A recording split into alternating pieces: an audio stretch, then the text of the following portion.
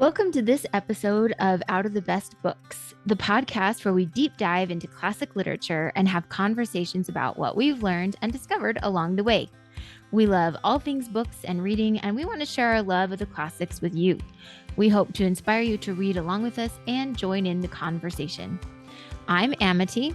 And I'm Laura. Now let's get talking about the classics. So today we're talking about Where the Red Fern Grows. I wanted to ask you how many times you've read this book. Good question. I want to say probably 4. So not a ton, but yeah, I think enough that I know it. I think it's been 5 now for me because my mom read it to me when I was little. I read it to my son when he was 5. Maybe it's just 4. And then I've read it twice for this. So awesome. Yeah. I thought feel like I've gone over the chapters so many times in preparing for this. So maybe it counts as one more. Exactly. Okay. So the story of Where the Red Fern Grows. And another funny thing is, like, when I told people this was the first book we were doing, they were like, I hate that book, or I love that book. And so it's kind of funny. And I think the people who can't handle animal books are the ones that struggle with it. When the story starts, Billy Coleman is 10 years old and he desperately wants hunting dogs. And so he earns the money to purchase the dogs. And it's just the story of him and his dogs and how much they love each other. The dogs love each other, how much the dogs love him. And their adventures, right? And I love the story because of the all the different descriptions of where he's at, and like you could just feel how much he loves these dogs and how important they were to him. And he's looking back, so he's writing as an adult, and he's looking back as well. It's fiction, but it's kind of based on his childhood. So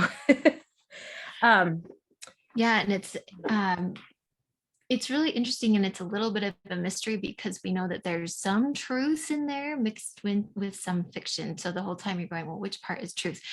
And when you're talking about all the descriptions, I'm just going to throw this in there really quickly because the descriptions of nature are so beautiful and amazing. And when he describes, spoiler alert, he describes killing or the mountain lion dying. And as I was reading, I was like, he's really killed a mountain lion. Like, I don't think you could describe it so well unless he'd actually killed the mountain lion. So I kind of think that part of it is true. Anyway, go ahead. Interesting. Yeah. I mean, he one of the things I thought was interesting was when he's describing, I think, killing one of the coons, he's like, it was savage. Like, he didn't like killing. Yeah, mm-hmm. I agree with you. I think it was some of his experiences, even though we know he only had one dog, he didn't have 2. Yeah. But some of the interesting things was he grew up very poor. That's true to his own life, and that he lived in the Ozarks. Yeah, so it's just the story of this boy and his 2 dogs and their adventures and their love for each other and the challenges they had, and and like, again, spoiler alert, the pain that he goes through when he loses them. So do you want to tell us about the setting? Yeah. So it takes place in the Ozark Mountains around 1925. And I think that's about when it starts, but it takes place over the course of several years. So it's probably going to take us into the Great Depression. So we know that this is just a few years after the end of World War I. The United States is sort of reeling from that. And there's a lot of economic hard times. And Billy and his family are almost like I would say nearly at the bottom of the economic ladder. His mother is part Cherokee, and because of that, they've actually been granted this land. There was an act in 1887, I believe it was called the Land Allotment Act, where they were hoping to convince members of different Native American tribes to become farmers. And in order to persuade them to do that, they allotted them land. And so being of Cherokee blood, his mother was given this portion of land in the Ozark Mountains, very remote, far from everything and everybody. But the hope was that they'd be able to farm. And they were extremely hard workers, but they were extremely poor. So despite their hard work, they weren't doing too well monetarily anyway. And then do you want to kind of talk about the geography of the Ozarks? Because we can say the Ozarks, but like, where is that? What does that mean? We know it's kind of the South-ish.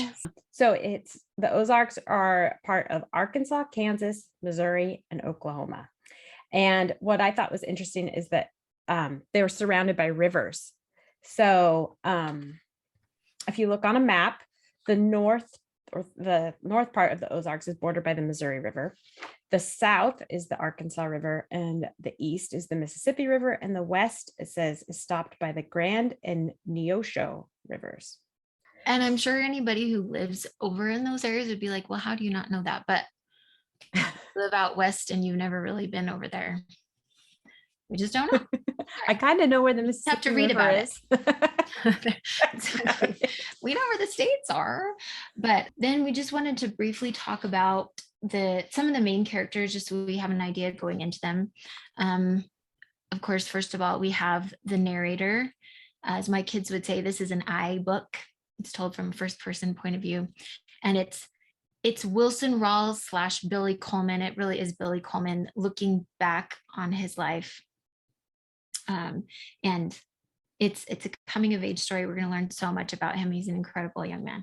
So there's his mom, Papa. He calls them Papa and Mama. And then, like you said, he has sisters that don't ever get names. And he has three, I think it starts out with 3 little sisters, right?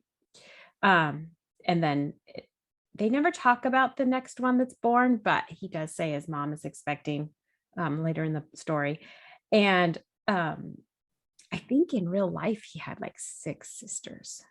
So I thought that was kind of interesting. Yeah. And interesting that he never names them, but he does talk about how they love his dogs. Yes. And yeah, I think he even says at one point that one of the sisters, or that Anne is like their dog. And he obviously like has a great relationship with his sisters, and he loves his sisters. There are several instances throughout the book that are just so dear and tender with them. Just for some reason, he never gives them a name. They're just like oldest, youngest, and middle. My oldest sister, my youngest sister. That's interesting. And then I love Grandpa. Like, he is the ultimate grandpa. Yes. He reminds me of how my dad is with my kids, right? Like, oh, that's awesome.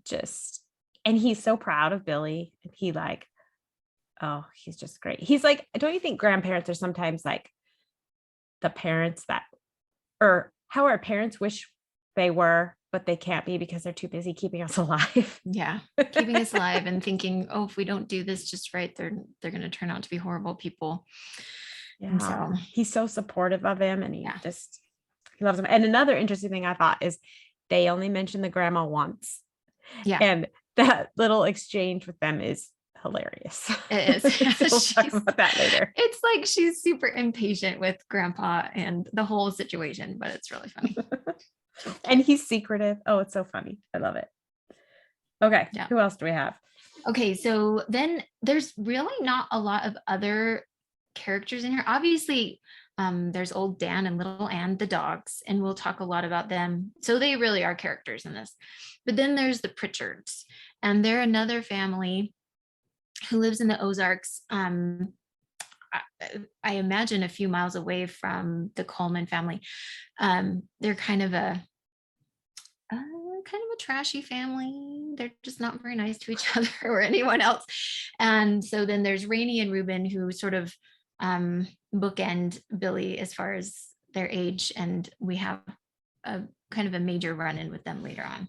So, and then we meet the marshal in Tahlequah. And the judge at the judge, or is that what they call him? The guy that goes with him he's just one of the judges, just make sure that they're following the rules. Yeah. And then Mr. Kyle, who's just kind of there, but he says some really great things. So he's a good character. Remind me who He he says good is. things.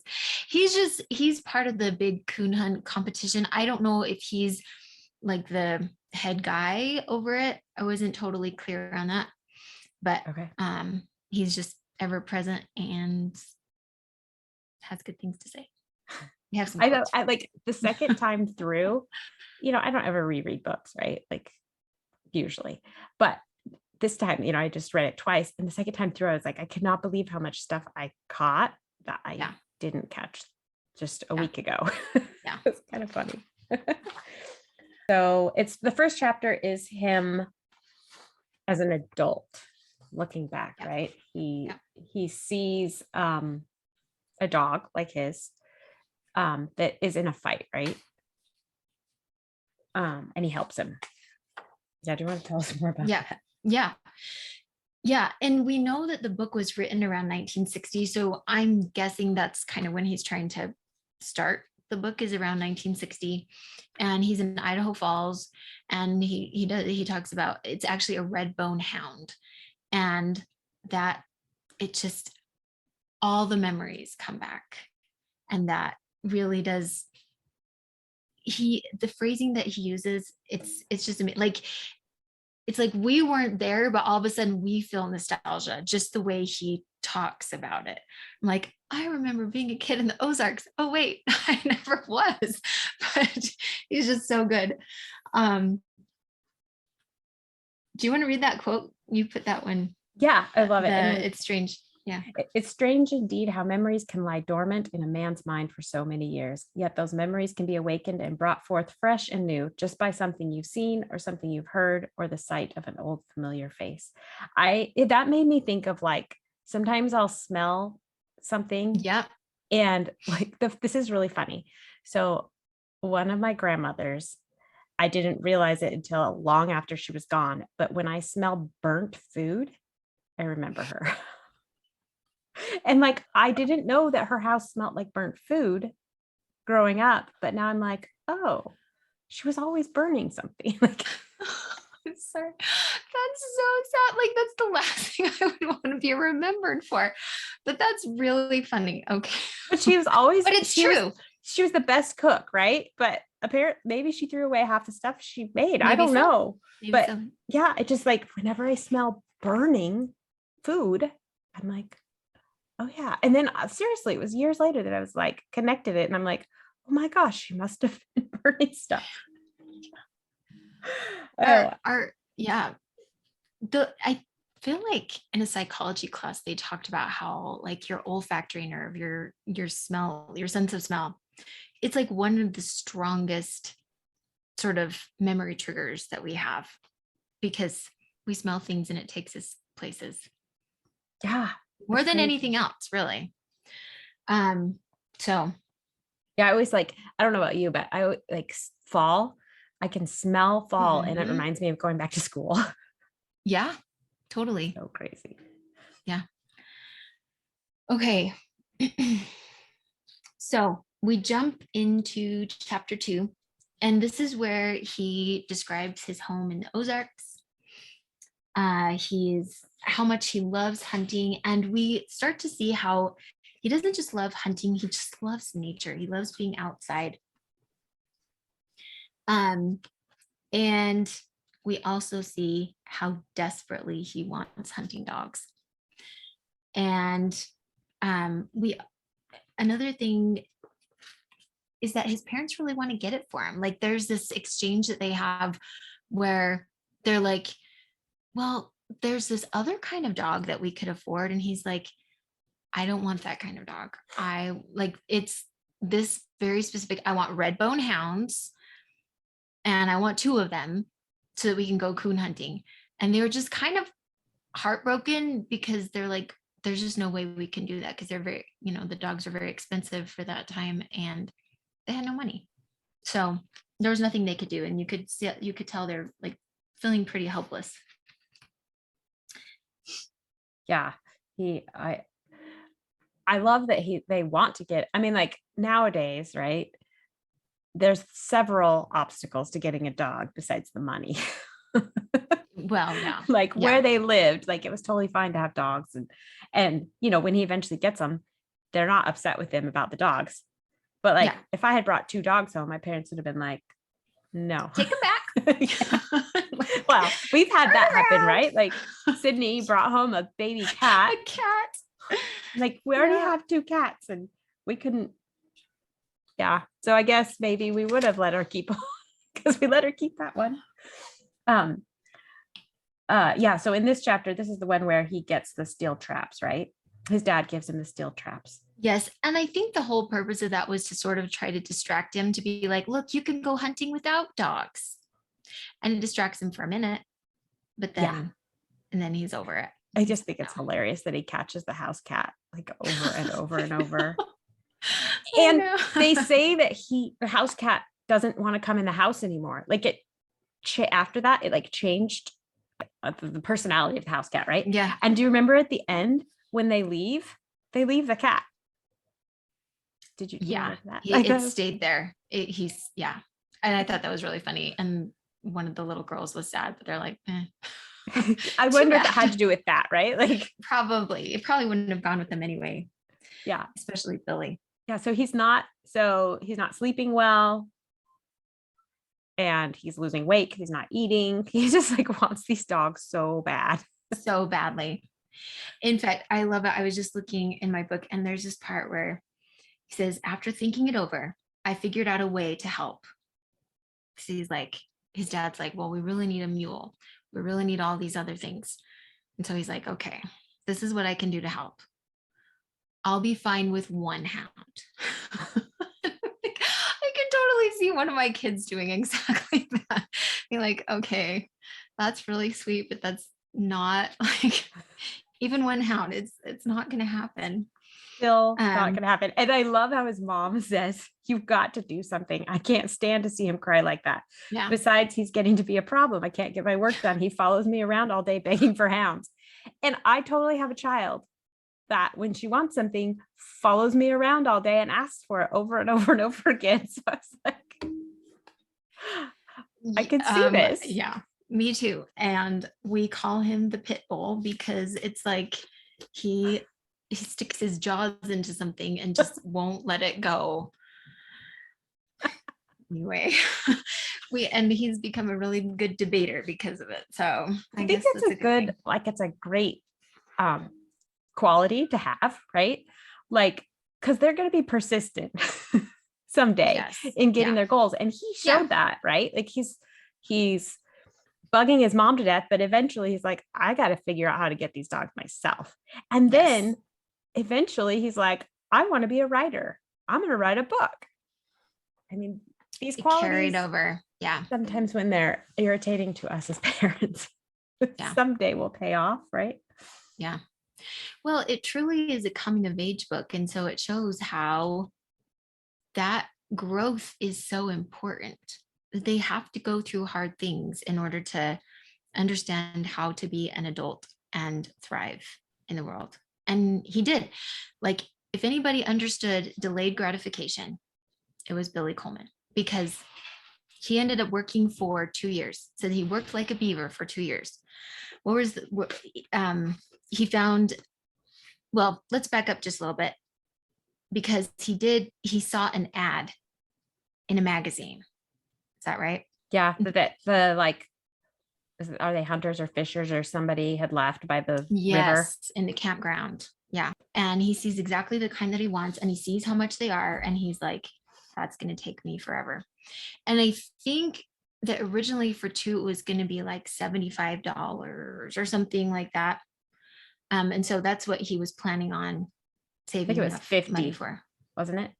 Like it said 50. It was originally 50, and then it was down. Oh, okay. I was thinking it was 75 and then down from there. But anyway, so $50, which I looked it up on Google, and it says that today that would be about $850. So that's a lot. It's a lot, especially for a young kid. And he's 10 and he's out in the hills where there's no access to anything. And like, who's he going to go mow the lawn for? You know, nobody. The only people he has to work for are like his parents who have no money, or his grandpa. But he figures out a way. Yeah, I made note that he sells crawfish, minnows, huckleberries, and blackberries, and he picks them barefoot. That Yeah. is insane. Yeah. Yeah. Like the whole time he's barefoot. And something I love about it though is he works so hard, and it talks about the fishermen, and apparently there's like groups of fishermen who would come and stay at this campground because there's probably good fishing at the river.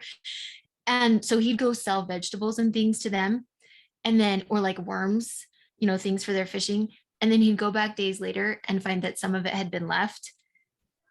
And that might be discouraging, but to me, I look at it and I'm like, that's really actually so amazing, because the fishermen, it wasn't about the stuff. It was like, this kid is trying so hard. This is about him. It's not about the stuff. It's not about whether or not we need it. It's about supporting this kid and his huge efforts.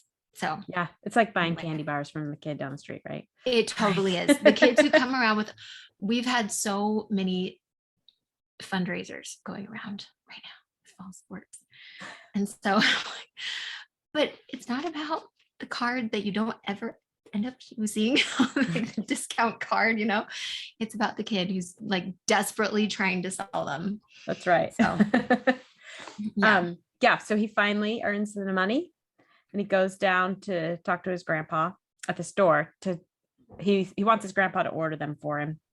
And this is the other thing, is like they write about the dogs and then they wait forever for a response. I cannot imagine after working 2 years then waiting for weeks. I mean, we tell our kids about how we used to order the stuff through the mail, and it would take like 6 to 8 weeks, which seemed like a long time, right? Yeah. But now they don't even know what that's like. They're like, oh, you just order it, it's here tomorrow. But yeah. So and then he finds out, is it later? He finds out that it's only $40, and so he has extra. Yeah, so he had extra money. Yeah, so they order it, and then the puppies, he finds out from his grandpa that they had gotten as far as Tahlequah, and then they would be coming the rest of the way, but it would be like another week or something. And so Billy was like, Anna, I'm going there. This town was 20 miles away. It was 30 miles if he went by road, but he was going to go over the hills in his bare feet, 20 miles. I think I would have waited a week. Most people would have, but this is him. Like it's incredible. It's super impressive. So I'm like, what's another week? It's been 2 years. Now it's been weeks. But he's so excited, right? Oh yeah, he decides he's gonna walk without telling his parents. 20 miles. Well, really 40 miles, because it's there and back, and it's going to be an overnight thing. Oh, this poor mother. I know, that's the thing. I'm reading it as a mom and I'm going, how did she not die? Just die. Yes. But there were several times that, she was exasperated, and they did express that. But he gets to the thriving metropolis of Tahlequah. And I think he even says it's this big town, and it was a big town of 800 people. But to him, that's like 800 times more people than he usually sees. And so it is huge. There's a lot of people there. And the fact that there's buildings. Like how big the town is where his grandpa's store is. Did they ever say? Well, I don't think it's a town, because when he's in Tahlequah, he talks to either the marshal or the guy at the depot, and they're asking him where he's from.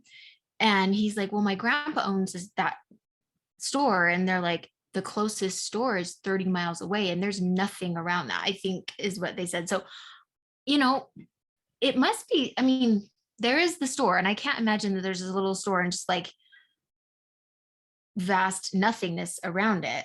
So maybe there's a little town around the store, but yeah. Well, his store is probably like the post office too, right? I mean, it's probably just it's like everything. The hub. Yeah.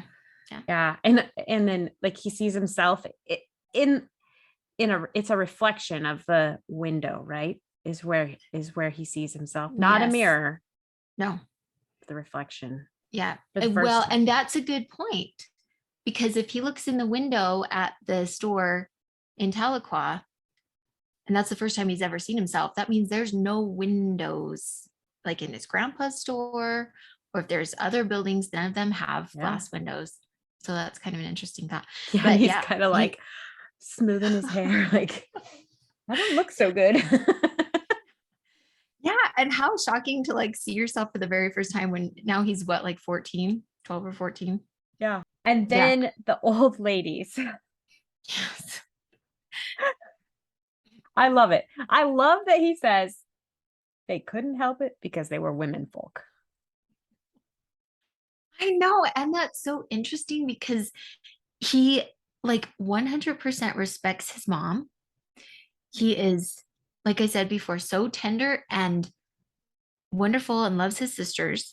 And yet he totally has this kind of strange outlook, but it's probably also very the time, you know? I guess that's what we can blame it on. I guess we could look at it and go, I'm so glad. Well, I hope that men don't think that now. Me. They couldn't help it. They were just women. Yeah. Yeah. And what were they doing anyways? Like just looking at him funny? Yeah, they were just, the thing is, it sounds like they were just sort of strolling around town and he was really dirty and very, just looked like a ruffian. So and they looked at him and they're, I think it's funny because he kind of thinks like when they see me with my dogs, then they're gonna like get it. And then it's worse. And then it's worse. I know. Yeah. And then he sees the school children. And this is where he slides down the fire escape, right? Before he gets the dogs. Yeah. And he just thinks it's a slide. Yeah. So he climbs up because I think the whole situation is completely foreign to him, but he thinks it's a good idea what they're doing, sliding down that tube thing. And so he tries it out, but he's obviously never slid down any kind of slide because he doesn't do it right. Instead, he just like flies out. And then later his dad's like, oh, that was a fire escape. Yeah. Yeah. Poor kid. Yeah. So then he goes to get his dogs. And the what is he, like the storekeeper? I don't know, is giving him the dogs. And he's like, how are you taking them? And he's like, well, I have this gunny sack. So they cut holes in it for their heads and stick them in the gunny sack and he leaves with them. Yeah. And I just thought as I was reading that, I was like, he's an extremely competent kid from the hills who just does the most practical thing. Like for him, the way things look, he probably doesn't even like think twice about it or think this is gonna be really strange walking down the street. Like his mind did not comprehend that kind of thing because he's all about practicality and making things work. And so I think that he was really confused when people, in fact, doesn't it say that he thought people were just like looking at his dogs and like admiring them at first or something? And then he realized they're making fun of him. Yeah. And I really quick, I wanted to talk about how he, like, one of the questions I found was, how did he react when he saw his dogs for the first time? And yes, let's go back to that. This kind of reminded me of having a baby. Yes. Totally. Yeah. Like he said, I wanted so much to step over and pick them up. Several times I tried to move my feet, but they seemed to be nailed to the floor.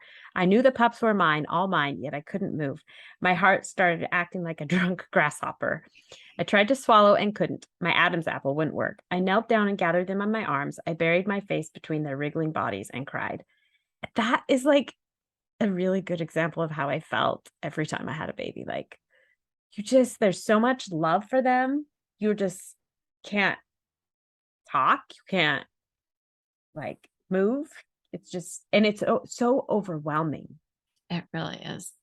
Yeah. And it's something, it's like, that it's going to happen because they've been forming inside you for 9+ months. So that they're there, just like he'd been working for them. He knew that they were there. He knew he was going to see them. But when you see your baby for the very first time, each time it's shocking. Yeah. It's like, oh my gosh. This is funny too, because I was like, now I get why he walked. Yeah. Because like I might have walked 20 miles to get that child out That's a week early. That's that is such a good point. Yeah, that's true. For And some him, people they were do his walk babies. 20 miles to get their kids out. That's true. Like walk and walk and walk. Yeah, walk. That's true. Yeah. Yeah. So yeah, everybody's like laughing at him when he leaves with the dogs in his and it says they began to shout questions and laugh. Yes. And that really, it just, I don't know, it struck a chord with me because we know Billy, at least we know about 4 chapters of Billy. We know how hard he's worked. We know he's put his blood, sweat, tears, patience, diligence for years into getting these dogs. And so to us, if we saw him, we'd be like cheering, we'd be like, if we knew his backstory.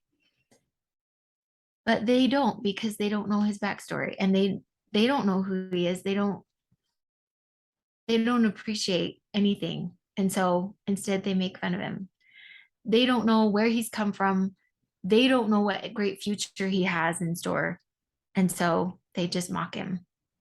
Yeah, And it's like kids especially don't understand different, right? yeah, So when something different comes around, they just, I think of like when the new kid comes to class, right? yeah, Maybe they're kind of skeptical at first, like, I don't know if we're going to include them. yeah, It's new. But yeah, they just didn't get him.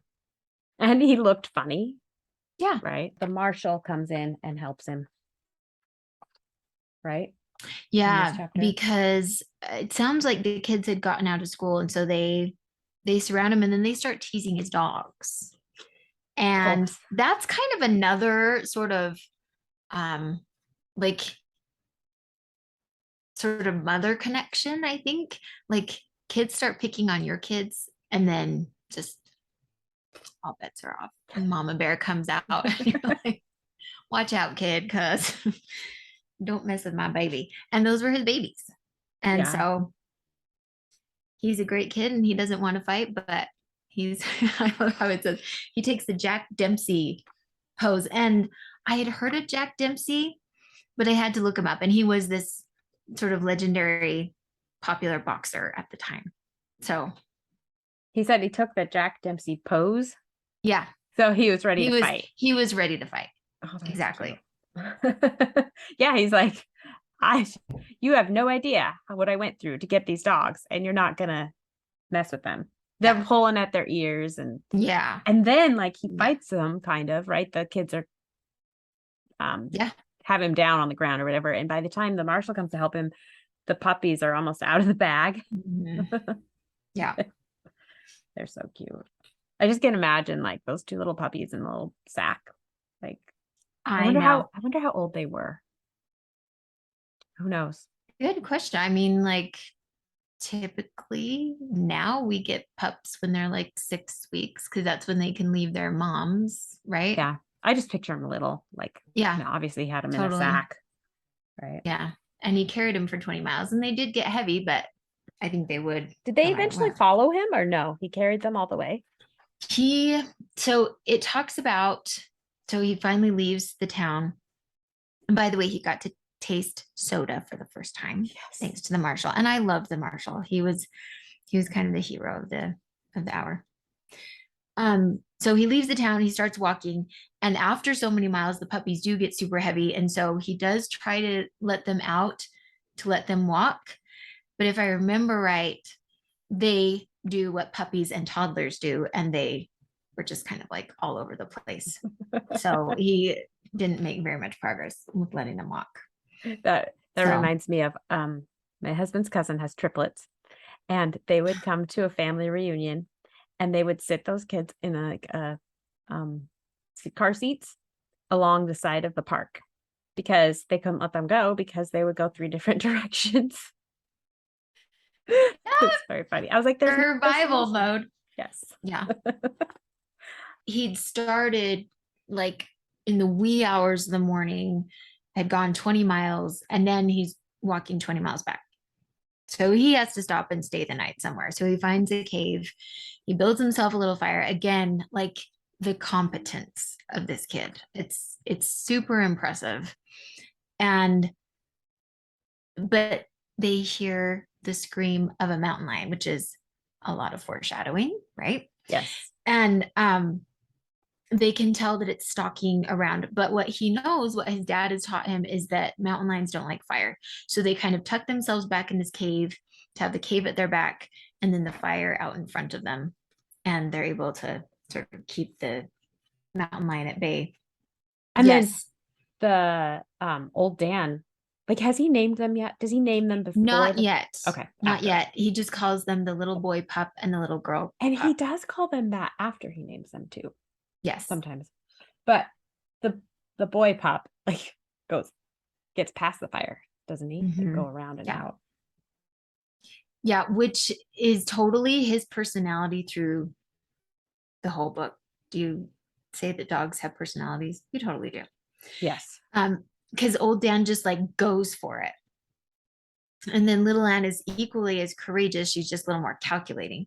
But I love, if I can just share this quote at the end of chapter 5, because he sees that they're not scared and they hear the screaming of the mountain lion and they're just like ready to go fight. And he says, what I saw in my pups gave me courage. My knees quit shaking and my heart stopped pounding. I figured the lion had scented my pups. The more I thought about anything harming them, the madder I got. I was ready to die for my dogs, which is, again, kind of foreshadowing for the rest of the story. Because there's like this equal feeling from both parties. The dogs feel that way about Billy, and Billy feels that way about them. And the dogs feel that way about each other. Like, and they do. I just love that. I love that they love each other, and they have a different relationship. Everybody always comments on like how these dogs are different. Like, they had never seen dogs like this before. How much they took care of each other and how much they understood Billy. Yeah. That'll come later because right now they're just getting to know each other, right? Yeah. And then chapter 6 is when he names his dogs. Yes. And it's just like in a tree, he sees a carving of a D and an A, right? And so he just pulls some inspiration from that. Calls him Old Dan and her Little Anne. And also his conscience starts to prick him a little bit because he's walking along, and as he gets closer to home, he slows down and he even stops because he's like, oh, I've got to face my family who I just left in the middle of the night and I've been gone for over a day. Now what am I going to do? And he'd hoped that like buying them presents would help soften the blow. And to soften him up a little bit. And his parents reacted really well. His parents were amazing. And, I think probably part of it is they lived out there in the hills. And so him going off overnight, that's probably something that was fairly normal for a kid to do. And they weren't too worried. And the fact that he really wasn't worried about traveling that far, it's not like he was this 8-year-old kid who was just doing something stupid. He was like 14 and he's thinking about it and he had no problem with traveling 20 miles. So they probably felt pretty secure about it. But his mom was like, I think it says something about how she just about like swooned when he walked in because she was so relieved to see him. And they knew where he had gone. Like, they talked to his grandpa, so they knew, and they told him, we knew where you'd gone, but we wish we would have told us. I was a little bit surprised at his parents' reaction. Like, I don't know. It's obviously a different time. I think there's a lot of things in here that we have to chalk up to a different time. At this point, it was almost 100 years ago. That's weird. So now he has the dogs at home, and he's like, okay, he needs a coon to train them. That's why he wants to get a coon, right? Yeah. And so his grandpa explains to him how to catch one, and he thinks he's joking. He's like, that's never gonna work. Well, he tells him what to like drill a hole into like a log right? Mhm. And then they put something shiny in the bottom and then put some nails in so that they're poking down and at an angle. So when Yes. the coon goes to grab the shiny object, he can't get the object and his hand out at the same time. Right. And Right. he There's won't let enough. go. Exactly. And I'd heard this before.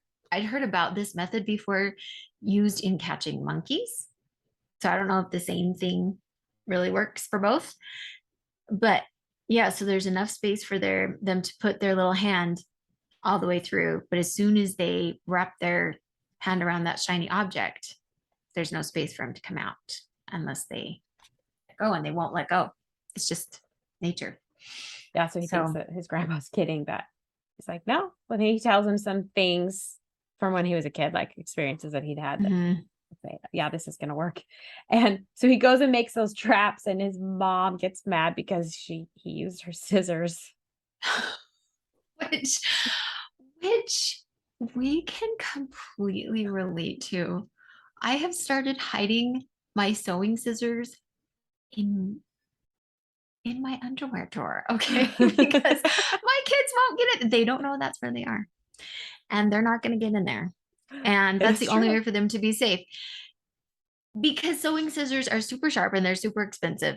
And then as soon as they start using them on paper, they're not sharp anymore. I'm always yelling, So. running across the room, not those scissors. Exactly. It's like my mom told me the same thing, right? So that must be just Yeah. something that's like, this is like universal. It's been this way for generations. You don't That use is mom's something that has scissors. not changed. Exactly. And she says that she like gets a switch and hits him, right? And it stings until he gets to the river. Yeah. Yeah. So funny. Yeah. And then once he makes the traps, then he's like, checks them every day and can't, um, he's not catching anything.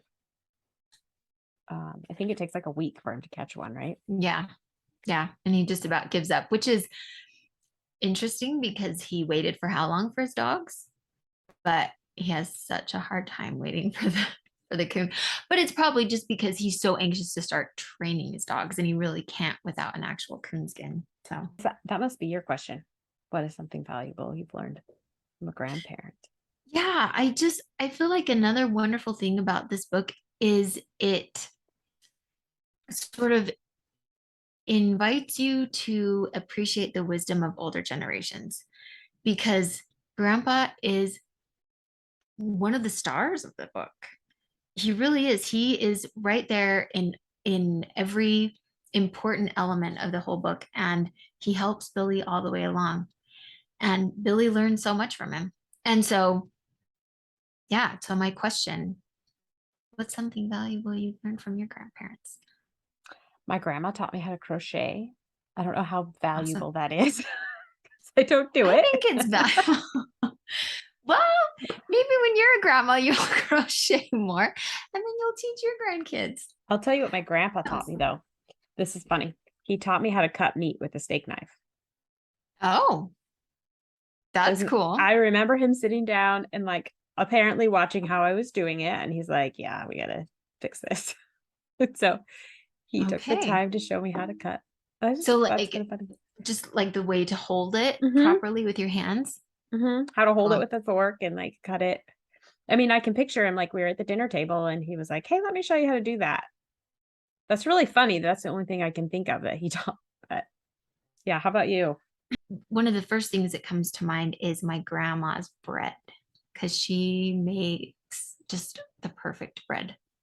And so she like we literally would go over and she would give me lessons on how to make bread. And I still make that bread and it's delicious. In fact, there was a time that we were really struggling financially. And so I had taken somebody some bread one time because I don't know, they were sick or something. So I'd taken them some homemade bread and they were like, would you consider selling that? And so I was like, I mean, sure. And so I had a bunch of people ordering bread for me. And so I would wake up at Wow. about 3 o'clock in the morning each Monday and make several batches of bread and sell them. and it was my grandma's recipe. That's So incredible. he gets the credit for it. My other grandma, the one who burnt things, she taught me how to make apple pie. Oh, awesome. And she made And the it's best apple hard. pie. Good apple pie is hard to Yeah. master. So My that's- dad makes it now. And he's our apple pie maker. I think it's too much work. it is a lot of work, but definitely homemade is. He always says to us, "Do you want an Okay. apple pie?" We're like, "Yeah." And Yeah. Charlie asks for an apple pie on his birthday. That's what he wants. Oh, From Grandpa, I love though. it. Well, see, and there's something that Charlie's getting from his grandpa. Yeah, That's kind of cool. that's I love it. crazy. Okay, and then so he's now that he has the coon skin, he's got to train these dogs, and I'm like, how in the world does he know how to train dogs to hunt coons? There's no YouTube. There's no internet to look it up. He he doesn't have access to books. Like, Yeah. did he just lay around for the years that he was like saving his money and figuring out how he's gonna? Well, and maybe it does go back again to like learning from the older generations. Maybe his grandpa and his dad kind of gave him an idea. He does talk about how he'd go to the store, and any traders who were there at the store, they would talk about their hunting escapades. And so maybe he picked their brains to figure it out. And maybe some of it was just trial and error, but somehow he knew how. I know, I'm like, okay, I couldn't even train our dog to like walk next to me or not pull on the leash. And his dogs are like perfectly trained. Well, I'm a horrible dog trainer, whatever. I know it seems easy until you try to do it. Yeah. Then it's like, this is not working. Yeah. So he works on training the dogs, and I'm like, he must be 13, 14 years old by now. Probably. Yeah. Yeah. I think so. But yeah, that's incredible that he knows what to do. Let's see.